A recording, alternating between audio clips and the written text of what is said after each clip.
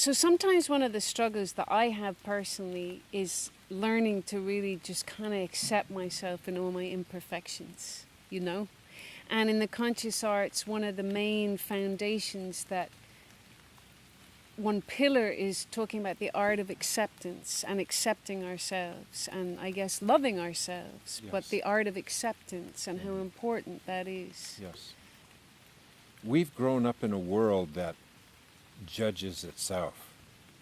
Everything's judging everything else. All the time.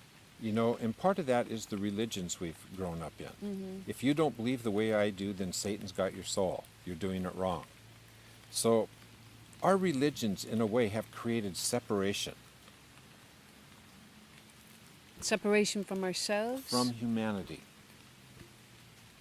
One of the things that Krishnamurti talked about, who was a famous philosopher, Indian philosopher, he would say that if you call yourself a Christian or a Buddhist or a Muslim or a Jew, the very fact that you label yourself as one of these different entities or energies or belief systems, you create separation from the rest of humanity. In the separation, there's violence. So what we want to do, we want to graduate from that and recognize that we are all in this together. We are not separate. We're a global family, and we're all doing our very best to raise the consciousness of this planet, to bring love and peace into world mind. That's our goal here. So, back to your question. Acceptance. Acceptance.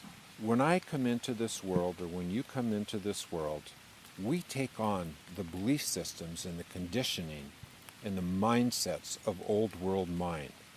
In that, there's separation.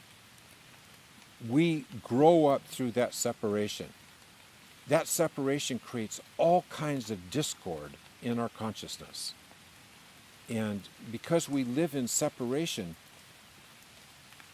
many of us grow up through unhappiness or depression or self-judgment or judgment of others. We get angry. Some of us have mental illness. Some of us have physical illness. And most of that is created by the separations that we take on in the womb. It creates discord in the physical body. It creates disharmony.